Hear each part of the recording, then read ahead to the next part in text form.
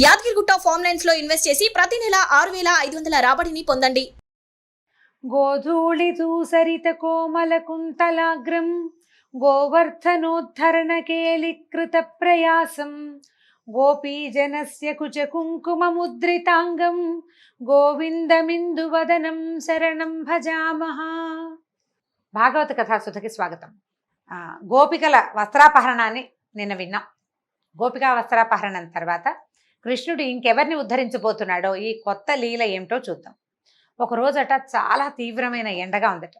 బలరామకృష్ణులు గోపబాలుడు వీళ్ళంతా యమునా తీరాన ఉన్న అడవుల్లో గోవుల్ని మేపుతూ బృందావనం నుంచి చాలా దూరం వెళ్ళిపోయారు. ఎంతో దూరం వెళ్ళాక ఎండవేడికి తట్టుకోలేకపోయారు. ఆ గోవులు కూడా తలా ఒక పక్కన చెట్ల కింద కూర్చుని వీళ్ళు కూడా చెట్ల నీటిలో విశ్రమించారు. కాసేపు తేరుకున్నాక ఏమన్నట, మిత్రులారా ఈ చెట్లను చూడండి, ఇవి ఎవరి నుంచి ఏమీ కోరవు, తమ పట్ల ఎవరెంత అపచారం చేసినా సహిస్తాయి, అలాగే అన్ని ప్రాణులకి ఉపయోగపడమే తన జీవిత లక్ష్యం అన్నట్టు బతుకుతాయి ఈ చెట్లు, అంతే కదా. వాటికి ఎవరికి తోటి ఏమీ లేదు, కొట్టేసిన వాడికి కూడా నీడిస్తుంది పండిస్తుంది చెట్టు. తాము ఎండకు ఎండి గాలికి వాలిపోయి వానకు తడిసి చలిని సహించి అవే బాధల నుంచి మనని రక్షిస్తాయి. అంతేకాదు ఎవరైనా తమ వద్దకు ఏదైనా ఆశించి వస్తే వాళ్ళని రిక్తహస్తాలతోటి పంపవు. ఎవడైనా వస్తాడు, పచ్చగా ఉన్ననాళ్ళు ఆకులు కాయలు పళ్ళు పువ్వులు ఇస్తాయి, ఎండి మోడైపోయాక కలప కట్టె కట్టెలు బొగ్గులు ఇస్తాయి. చెట్లు ఎంత గొప్పవి, ఇంతకంటే జన్మ సాఫల్యం అంతరం ఇంకొకటి ఉందా? జీవిత సాఫల్యానికి ఇంకేం కావాలి? ఎప్పుడూ ఇతరులకు సహాయపడ్డమే. మానవులు వీటిని చూసి నేర్చుకోవాలి. తమ జీవితకాలంలో ప్రాణాన్ని బుద్ధిని ధనాన్ని వాక్కుని లోకహితం కోసం వినియోగించాలి ప్రతి మానవుడు అని శ్రీకృష్ణుడు భాగవతంలోనే చెప్పాడట. భగవద్గీత దాకా వెళ్ళలా, చిన్నపిల్లాడప్పుడే చెప్తున్నాడు.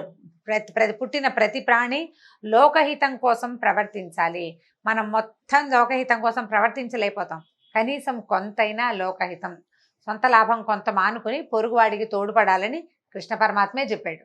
అయితే ఏం చేశారు, ఎండగా ఉందనుకున్నారు కదా, సరే నది దగ్గరికి తీసుకెళ్ళి నీళ్లు తాగిచ్చారు. ఆకళ్ళు వేస్తున్నాయి బాగా, ఎండాకాలం ఆకళ్ళు ఎక్కువ. కృష్ణ ఆకలి తీరే మార్గం ఏదైనా చెప్పమన్నారు. అయితే ఈయన ఏమనుకున్నాడంటే, ఆయన ఆలోచిస్తున్నాడు, తనకు అత్యంత భక్తురాలైన ఒక విప్రపత్నిని ఆయన ఉద్ధరించాల్సి ఉంది. ఆ సమయంలో ఎవరికో ఒకళ్ళకి ఇవ్వాలి, ఒక సహాయం చేయాలి ఆయన. అందుకని ఏం చేశాడు, మిత్రులకి ఆకలి తీర్చేది తన భక్తురాలకి మోక్షం కలిగించేది అయిన ఒక మంచి ఉపాయాన్ని పెట్టుకున్నాడు. ఏం చెప్పాడంటే, ఆ పక్కన కొంచెం దూరంలో అనేక మంది వేదవేత్తల ఆశ్రమాలు ఉన్నాయి, వాళ్ళంతా యజ్ఞం చేస్తున్నారు, స్వర్గలోకవాసం కోసం యాగాలు చేసుకుంటున్నారు. వాళ్ళు బృహస్పతి శవం అనే యాగం చేస్తున్నారట, యజ్ఞం. అయితే మీరు వాళ్ళ దగ్గరికి వెళ్ళండి, బలరామకృష్ణులు మాకందరికీ అన్నం పెట్టమని అడుగుతున్నారని అడగండి అని చెప్పాడు. చెప్పేసరికల్లా ఈ గోపబాలురంతా ఆ యజ్ఞవాటిక దగ్గరికి నడిచిపోయారు. యజ్ఞవాటికలో ఉన్న వాళ్ళకి దండం పెట్టారు, చేతులు జోడించి, అయ్యా బ్రాహ్మణోత్తములారా, బలరాముడు కృష్ణుడు మమ్మల్ని పంపారు, వాళ్ళిద్దరూ మేమును చాలా ఆకలితోటి ఉన్నాం, మాకు అన్నం పెట్టమని మిమ్మల్ని అడగమన్నారు అని చెప్పారు. చెప్పేసరికల్లా పైగా మీరు యజ్ఞం చేస్తూ దీక్షలో ఉన్నారు, ఈ దీక్షలో ఉన్న వాళ్ళు తాము వండుకున్న అన్నం తాము తిన్నా ఇతరులకు పెట్టినా తప్పు లేదని చెప్పమన్నారు. మీరు యజ్ఞ దీక్షలో ఉన్న వాళ్ళు అన్నం వాళ్ళు తినచ్చు, ఇంకొకళ్ళకి పెట్టచ్చు, తప్పు లేదని చెప్పమన్నారు. కాబట్టి మీరు సమస్త ధర్మాలు తెలిసిన పెద్దవాళ్ళు బలరామకృష్ణులకి అన్నం పెట్టండి, మాకు కూడా అన్నం పెట్టండి అని అడిగారు. ఈ విప్రులు స్వర్గము మొదలైన అంటే ఏమనాలి, అల్పమైన విషయాలు, చిన్న విషయాల పట్ల మాత్రమే ఆసక్తిగా ఉంది. విస్తారంగా కర్మలు చేయటమే జీవన సాఫల్యం అనుకునే చాలా చిన్న బుద్ధి. వీళ్ళకి భగవంతుడిని తెలుసుకునే ఉపాయం మీద దృష్టి లేదు.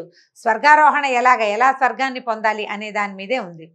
పైగా దానికి తోడు ఏంటంటే, మూర్ఖులు, తమంత జ్ఞానులు ఎవరు లేరన్న ఉద్దేశం ఉన్నవాళ్ళు. భగవంతుడిని తెలియని వాడిని మూర్ఖుడనే కదా అనాలి. అక్కడి నుంచి సాక్షాత్తు భగవంతుడే గుమ్మంలోకి వచ్చి అన్నం అడిగినా విన్నట్టు ఉండిపోయారు. అన్నం పెడతామని అనలేదు, పెట్టమని సమాధానం చెప్పల. గోపబాలుడు వెనక్కి తిరిగి వచ్చేసారు. ఇక నిరాశగా వచ్చారు. అప్పటికే ఎండ మార్చేస్తోంది, ఆకలి కడుపుతో నకనకలాడుతూ వెనక్కి వచ్చారు.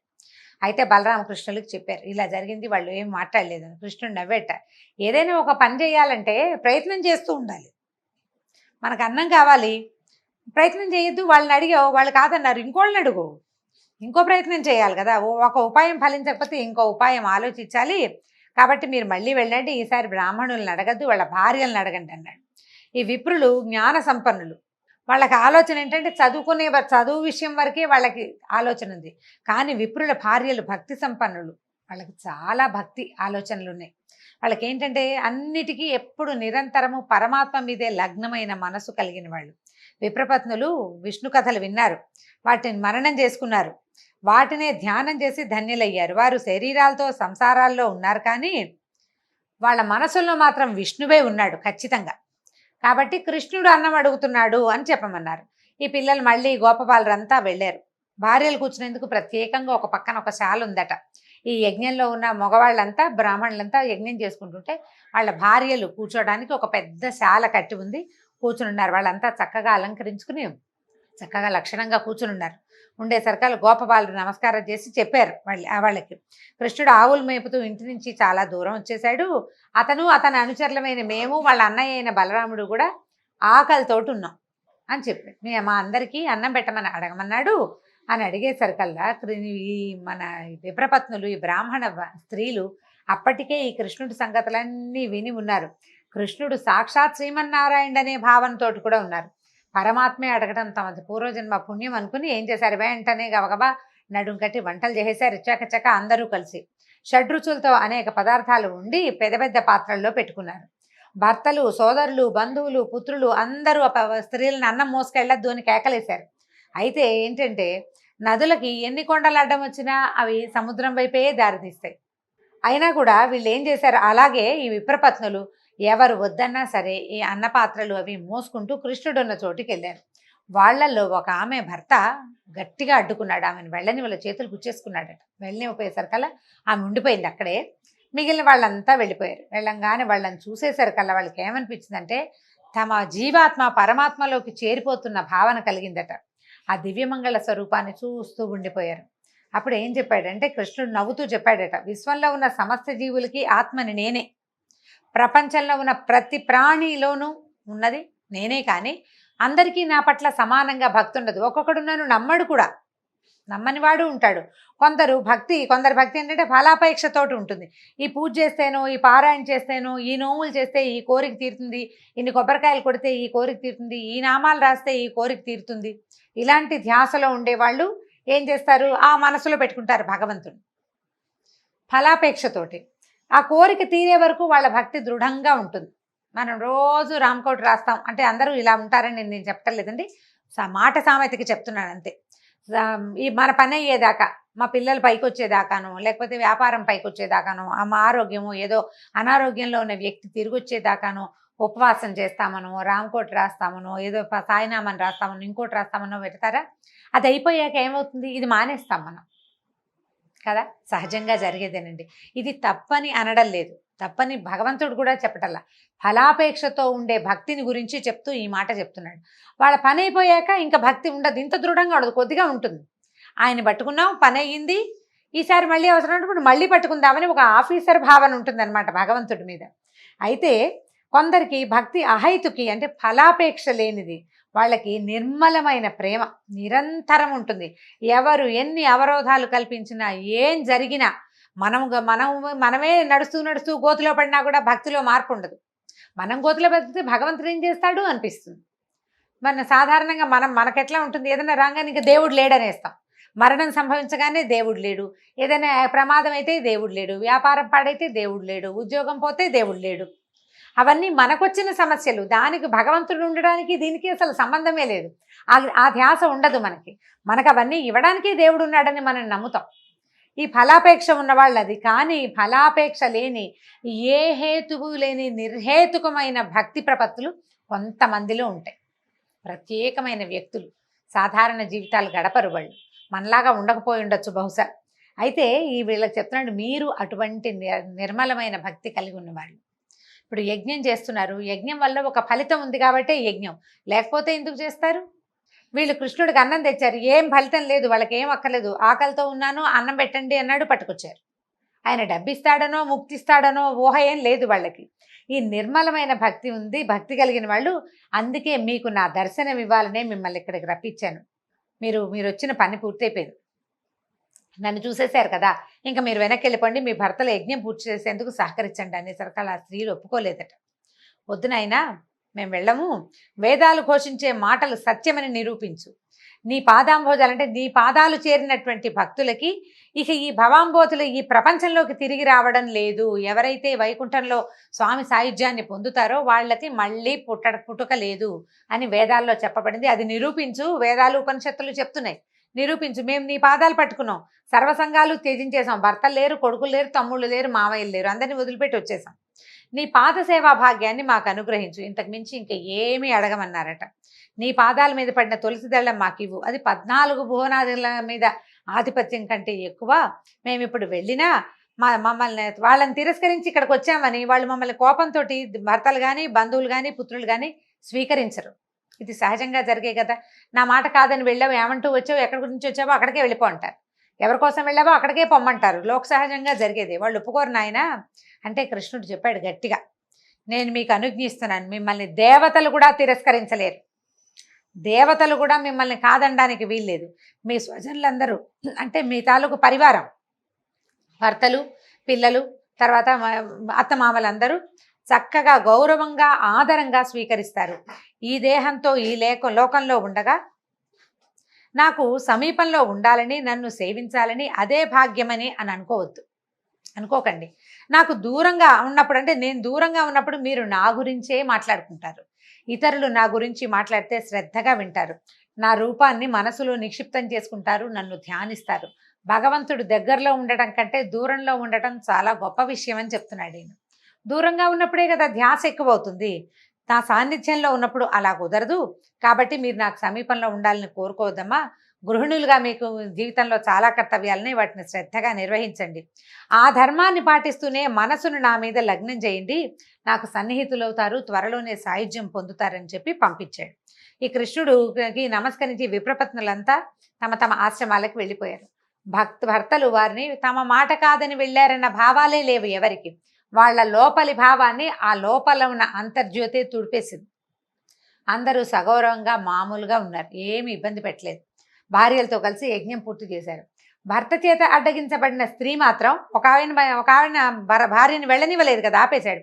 ఆమె కృష్ణుడినే ఏకాగ్రంగా ధ్యానిస్తూ యోగం ద్వారా శరీరాన్ని విడిచిపెట్టేసిందట. కృష్ణుడు తక్షణం అనుగ్రహించాలనుకుంది ఆమెనే. ఆమె తాలూకు ఆత్మ భగవంతుడిలో లీనమైపోయిందట. ఈ బలరాముడు కృష్ణులు ఏం చేశారు, మిత్రులతో కలిసి ఈ విప్రపత్నులు తెచ్చారు కదా, బ్రాహ్మణ స్త్రీలు తెచ్చిన ఆహారాన్ని హాయిగా తిన్నారు. అప్పుడు బ్రాహ్మలు యజ్ఞం పూర్తయ్యేసరికి వాళ్ళు ఏం తెలుసుకున్నారంటే, తమ భార్యలలో అంతకుముందు లేని తేజస్సుని, ప్రశాంతతని గమనించారు. భగవంతుణ్ణి సాక్షాత్ దర్శనం చేసిన వాడి ముఖంలో ఎలాంటి ప్రశాంతత వస్తుంది, ఎంత ప్రశాంతత, ఎంత తేజస్సు, ఎంత మనసు ఎంత నిమ్మళంగా ఉంటుంది. వాళ్ళు దేనికి హైరాన్ పడరు. వాళ్ళని చూసేసరికల్లా వీళ్ళకి అర్థమైంది, కృష్ణుడి గురించి వాళ్ళు విన్నారు, వాళ్ళకి తెలుసు కొంత. కానీ అయ్యో యజ్ఞం కోసం ఇలాంటి అవకాశాన్ని జారవిడుచుకున్నామేం చాలా చింతించారట. మనం మంచి మంచి వంశాల్లో పుట్టాము, శాస్త్రోక్తంగా అన్ని షోడశ కర్మలు చేయించుకున్నాము, చక్కగా అన్నీ చేసాం, వైదిక కర్మల్లో నిష్ణాతులమయ్యాం, యజ్ఞాలు చేస్తున్నాము, చాలామందికి గురువులు అయ్యాం. కానీ పరమాత్మ మన వాకిట్లో నిలబడి పట్టెడు అన్నం పెట్టమంటే పెట్టలేకపోయాము. ఎంత యజ్ఞం మీదే దృష్టి పెట్టుకున్నాం, పక్కనే చేతికి అందొచ్చిన పరమాత్మని మనం గుర్తించలేకని దురదృష్టవంతులం అయిపోయామని చాలా చింతించారు. యజ్ఞం చేసే దేశ కాలాలు, యజ్ఞ విధాలు, ఋత్విక్కులు, వాళ్ళు చదివే మంత్రాలు, అగ్నులు, ఆ అగ్నుల్లో వేసే వివిధ ద్రవ్యాలు, ఆ హవిస్సులని అందుకునే దేవతలు, యజ్ఞం చేసే యజమాని, యజ్ఞ ఫలము అన్నీ శ్రీమన్నారాయణుడే అని వేదంలో చెప్పబడింది. అదంతా చదువుకున్నాం, మనం చదువుకున్న విద్యార్థులకు కూడా చెప్పాం. కానీ స్వయంగా వాకిట్లో నిలబడినటువంటి యజ్ఞ పురుషుణ్ణి మాత్రం నిరాదరించాము. యజ్ఞం పూర్తి చేసి ఏం పొందాం, మనం పొందిందేమిటి, పోగొట్టుకున్నదేమిటి అని ఆశ్చర్యంగా ఆలోచించుకున్నారు. వాళ్ళు సిగ్గుపడ్డారు వాళ్ళ తాలూకు ప్రవర్తన పట్ల. మనం యజ్ఞం చేసేది ఎవరి కోసం అయితే యజ్ఞం చేస్తున్నామో అతడు వచ్చి వాకిట్లో నిలబడ్డాడు, ఆయన్ని వాకిట్లో నుంచే వెనక్కి పంపేశాం. యజ్ఞం వల్ల ఫలితం వస్తుంది, క్రియ వల్ల ఫలితం రాదు కదా, కర్మలతోటి ఫలితాలు రావు. దాంతో వీళ్ళు ఏమనుకున్నారు, చాలా బాధపడిపోయారు. అయ్యో ఏ శాస్త్రాధ్యయనము లేని మన భార్యలకి భగవంతుడి పట్ల నిశ్చలమైన భక్తి ఉంది, వీటన్నిటికంటే యజ్ఞాది కర్మల కంటే భక్తి గొప్పదని వాళ్ళు నిరూపించారు. వెంటనే గుర్తించి సేవించారు, తరించారు. అప్పుడు దండాలు పెట్టుకున్నారనమాట, చేసిన అపరాధాన్ని మన్నించు, మేము ఇంత తప్పు చేశాము, ఎక్కడో ఉన్నాడు, ఈ దగ్గరలోనే ఉండుంటాడు అడవిలో, భోజనాలు చేసి ఉంటారు కదా, వీళ్ళు పట్టుకెళ్ళిన అన్నం అంతా తిని ఉంటారు, వాళ్ళు ఇక్కడే ఎక్కడో ఉంటాడు, వెళ్దామని వాళ్ళకి కోరిక కలిగింది. కానీ ఒకవేళ వెళ్తే రాజ్యాన్ని పాలించే కంసుడి ఆగ్రహానికి గురవుతామేమోనని భయం వేసింది. దాంతో సర్దుకుని ఊరుకున్నారు, ఇంక ఏమీ చేయలేకపోయారు. మొదటిసారి చూడండి, కర్మల లంపటంలో అంటే ఈ యజ్ఞం మీద ధ్యాసతోటి కృష్ణుణ్ణి గుర్తించలేకపోయారు. రెండో అవకాశం వచ్చినప్పుడు అంటే వెళ్ళి చూసేందుకు తమకు అవకాశం ఉంది, తెలుసుకున్నారు పరమాత్మేనని తెలుసుకున్నారు. కానీ వీళ్ళకి ఏంటంటే దర్శించాలనుకున్న వాళ్ళకి అలవాటైన తర్కము, ఆలోచనలు, అంటే ఇప్పుడు వెళ్తే కంసుడు ఏమంటాడు, రేపొద్దున యజ్ఞాలు చేసుకొని ఇస్తాడు, చేసుకొని అంత దూరం ఆలోచించారు. భగవంతుని చూసే అవకాశం వచ్చినప్పుడు కుతర్కాలేకపోతే ఇంకేముందండి, అవకాశం పోయినట్టే. ఆ రకంగా బ్రాహ్మణులంతా అవకాశాన్ని పోగొట్టుకున్నారు. ఈ సమస్త లోకాధిపతిని దర్శిస్తే మధురాధిపతికి కోపం వస్తుందేమోనని ఆలోచించారు. అందుకంటే చెప్తారు, ఆకాశం అంత జ్ఞానం కంటే ఆవగింజంత భక్తి మిన్నా అని చెప్తారు పెద్దవాళ్ళు. అనేక సార్లు చెప్పినా కూడా చెప్తే చెప్పగా ఇప్పుడు మనకి వ్యాసుల వారు చాలాసార్లు ఇది చెప్తూనే వచ్చాడు. భగవద్గీతలో ఎన్నోసార్లు వింటాం. దానికంటే ఇది ముఖ్యమైనది, కర్మల కంటే భక్తి ముఖ్యమైనది అని వ్యాసుల వారు ఎన్నిసార్లు చెప్పారు ఈ మాట. భారతము, భాగవతము, మనం తర్వాత ఏమో భగవద్గీత లాంటివి చదివిన, రామాయణంలోనూ ప్రతి చోట భక్తి శ్రద్ధ చాలా ముఖ్యమైనవని, యజ్ఞాలు హోమాలు చేయొద్దని కాదు, కర్మలు చేయొద్దు అన్న భావం అసలు లేనే లేదు. అవన్నీ చేస్తూ వాటితో పాటు భక్తి శ్రద్ధ అనేవి చాలా ముఖ్యమైనవి. ఇప్పుడు యజ్ఞమా భగవంతుడా అంటే ఏదని తేల్చుకోవద్దు. నువ్వు తేల్చుకోలేకపోతున్నావంటే నువ్వు ఇంపార్టెన్స్ కర్మలకు ఇస్తున్నట్టు. వీళ్ళు చేసిన పొరపాటే అది. అయితే ఈ రకంగా బ్రాహ్మణ పత్నులని ఉద్ధరించాడు శ్రీకృష్ణ పరమాత్మ. దీంతో భాగవత కథా సుధ ఇవాల్టి భాగం పూర్తయింది. వచ్చే భాగంలో మళ్ళీ కలుసుకుందాం. నమస్కారం.